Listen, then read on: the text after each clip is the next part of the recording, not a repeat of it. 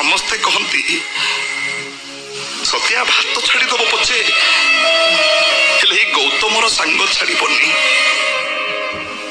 କିନ୍ତୁ ଆଜି ମୁଁ ଦେଖୁଛି ଭୁବନେଶ୍ୱରର ଇଏ ଶ୍ୱଶୁର ଘରର ମିଠା ଭାତ ଖାଇ ଖାଇ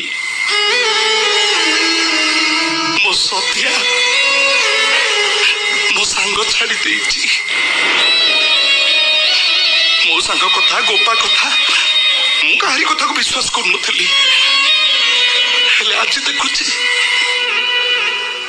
ସତରେ ମୋ ସତିଆ ବଦଳି ଯାଇଛି। ତୁ ବଦଳି ଯାଇଛୁ ରେ ସତିଆ।